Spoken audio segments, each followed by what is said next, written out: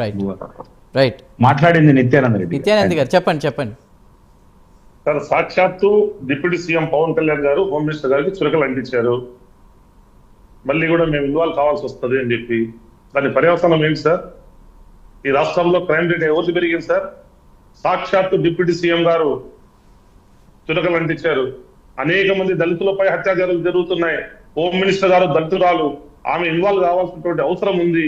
ఎక్కడ కూడా ఆయన కేవలం జగన్మోహన్ రెడ్డి గారిని విమర్శించడానికి వైఎస్ఆర్సీపీని టార్గెట్ చేసి ఎక్కడన్నా ఒక సంఘటన జరిగితే ఆ సంఘటన మీద వచ్చేస్తారు రెడీగా, నేను ఉన్నాను రెడీగా చూడండి అని చెప్పి.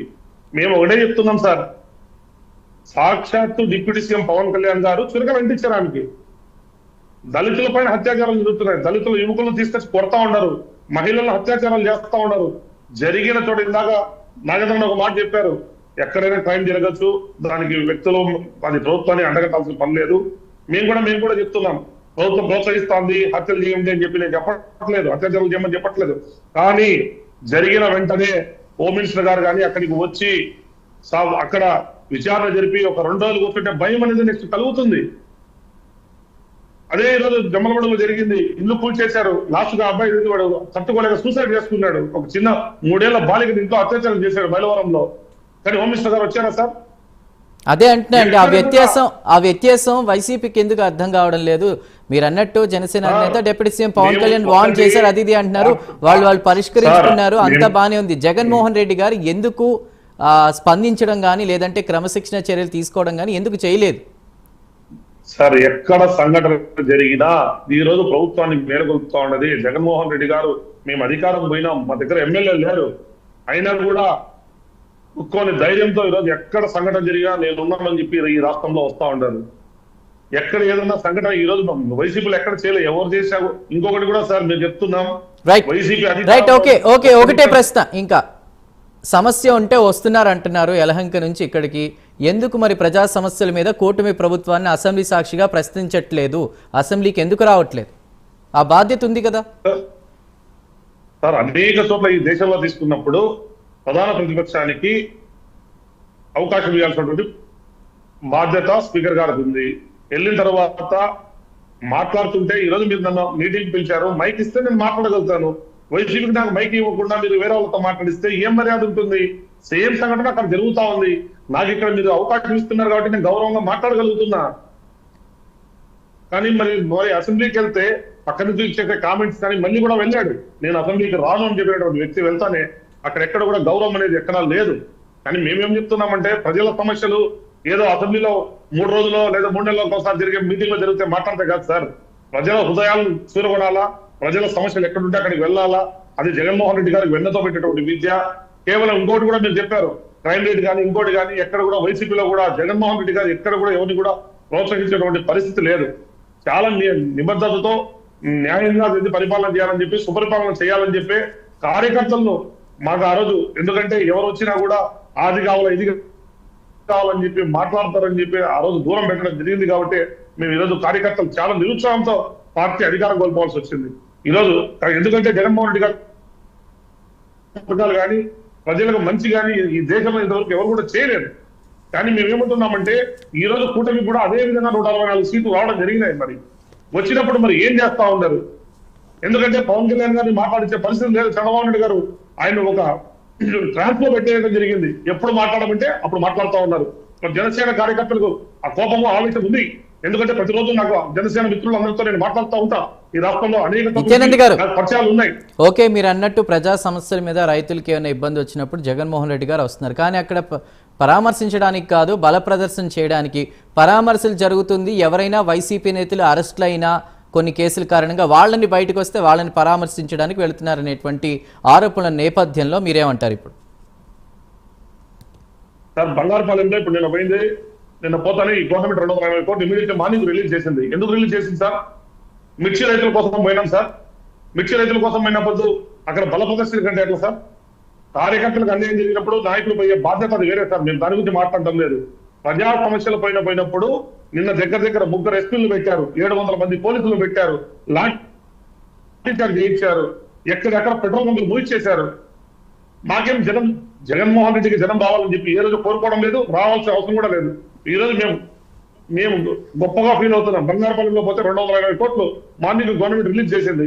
ముందు రోజు ట్విట్టర్ లో మన ఈ ఆర్కిటెక్చర్ యూనివర్సిటీ కడపలో ఉంటే దానికి నోటిఫికేషన్ ఇవ్వకుండా ఆపాలని చేసి కుట్ర పెడితే ట్విట్టర్ లో పెట్టిన మరుక్షణమే మార్నింగ్ రిలీజ్ చేసింది. జగన్మోహన్ రెడ్డి గారు ప్రజల పక్షాన పోరాటం చేస్తున్నారు తప్ప మాకు బల ప్రదర్శన చేయాల్సినటువంటి అవసరం లేదు. జగన్మోహన్ రెడ్డి గారు ఎక్కడ పోయినా కూడా ప్రభంజనం ఆయన వస్తే, కాబట్టి మేము ఎవరు కూడా అంటే ఆ రోజు విజువల్స్ అన్ని కూడా ప్రజలు చూశారండి. 30 మంది పర్మిషన్ తీసుకుని 300 మంది కూడా వైసీపీ కార్యకర్తలు వాళ్లే ఉన్నారు.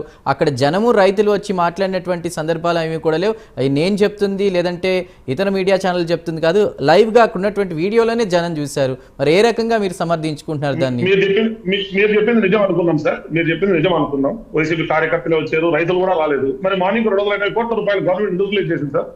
జగన్మోహన్ రెడ్డి గారు బంగారపల్లి పోయేంత వరకు ఈ ప్రభుత్వానికి తెలియలేదా? ఆ ఉదయానికి ఎందుకు 220 కోట్ల రూపాయలు రైతుల పక్షాన మార్నింగ్ రిలీజ్ చేసింది? సమస్య ఉంది కాబట్టి అక్కడికి వెళ్ళడానికి హెలికాప్టర్ కూడా పర్మిషన్ ఇవ్వకపోతే జనం ఎక్కువ వస్తా ఉంటారు. సెంట్రల్ ఇంటెలిజెన్స్ చెప్తే అప్పటికప్పుడు మళ్ళీ హెలికాప్టర్ పర్మిషన్ ఇవ్వడం జరిగింది.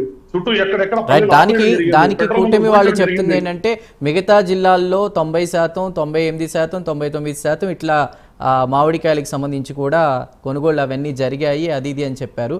కానీ అక్కడ బంగారుపాలెం దానికి సంబంధించి కూడా 80% పూర్తయింది, ఆ పనులన్నీ కూడా చేస్తున్నాం అని చెప్పి వాళ్ళు దానికి సంబంధించి మాట్లాడడం జరిగింది. మళ్ళీ మా చిత్తూరు జిల్లాలో పక్కన చిత్తూరు జిల్లాలో మాకు మామిడి ఎక్కువ గత 5 సంవత్సరాల్లో కంటే కూడా ఇప్పుడు దిగుబడి కూడా ఎక్కువ వచ్చిందని చెప్పారులేండి. మళ్ళీ టాపిక్ వేరేగా వెళ్తుంది.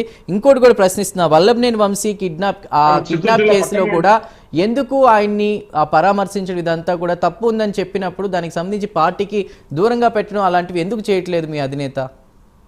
ఎవరైనా సరే, అది ఓన్లీ వల్లభనేని వంశీ అని కాదు, ఎవరైనా సరే, ఏ కార్యకర్త అయినా ఎవరైనా కూడా తప్పు జరిగిందన్నప్పుడు క్రమశిక్షణ చర్యలు ఎందుకు తీసుకోవట్లేదు? పార్టీలో వ్యక్తులు తప్పు చేస్తే ఆ వ్యక్తుల్ని దూరం పెట్టకుండా పార్టీకి సంబంధించి కూడా జనసేనకి సంబంధించి కూడా మాట్లాడడం ఎంతవరకు కరెక్ట్? ఇప్పుడే మా అన్న చెప్పాడు, ఒక నాయకుడి పైన ఆరోపణలు చేసినప్పుడు కార్యకర్తలపై దాడి చేస్తారు, అది సర్వసాధారణం, నీకు కూడా తెలుసు అని చెప్పాడు. మరి వల్లభనేని వంశీ గారు తెలుగుదేశం పార్టీ ఆఫీస్ పైన గన్నవరంలో దాడి జరిగింది. ఎవరు కూడా పార్టీ ఆఫీస్ మీద దాడి చేయమని మేము ఎవరు ప్రోత్సహించడం జరిగింది. అక్కడ మరి మా కార్యకర్తలు కూడా చేసి ఉంటారు, మేము దాన్ని కూడా మేము ఒప్పుకుంటున్నాం. కానీ దానికి వంశీ గారి ప్రోద్బలంతో జరిగిందని కాదు. ఇక్కడ జరిగినటువంటి సంఘటన దాన్ని ఆ రోజు కేసు కాకుండా జరిగిన 3 ఏళ్ల తర్వాత కేసు కట్టారు. కేసు కట్టిన తర్వాత ఆల్రెడీ కాంప్రమైజ్ కేసును రీవోక్ చేశారు.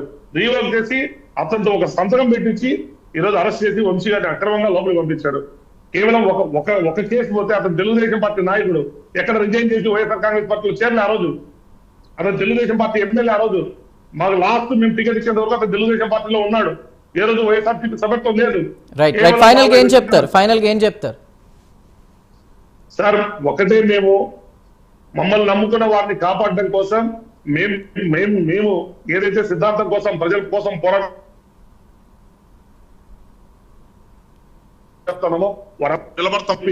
మేము సార్ ఈ రోజు పెద్ద అధికారం మ్యాండేట్ ఇచ్చినటువంటి జనసేన పార్టీ కానీ బీజేపీ పార్టీ కానీ తెలుగుదేశం పార్టీని ప్రశ్నించాల్సిన అవసరం ఉంది. మేము జనసేన పార్టీ ఎందుకంటే వాళ్ళకుంటే 2 పోర్ట్ఫోలియోలు ఉన్నాయి. డిప్యూటీ సీఎం గారు ఈరోజు కనపడడం లేదు. మేము ఒకటే, ఎప్పుడు కూడా ప్రజలకు ఏమైనా జరిగినా కూడా జనసేన పార్టీ జరిగిన ఇన్సిడెంట్ కి ఎందుకు రాలేదంటారు? గతంలో జరిగిన మన వాళ్ళని కూడా ప్రశ్నించమని చెప్పి ఎందుకు జగన్ గారు ఎప్పుడు వాళ్ళని పరామర్శించలేదు? ఎవరిని మేడం? అన్నమయ్య జిల్లాలో ట్రాజెడిక్ ఇన్సిడెంట్స్ జరిగినాయి కదండి, జగన్ గారు అసలు పరామర్శించే కూడా రాలేదని చాలా చోట్ల పేపర్లలో. నాగేంద్ర గారు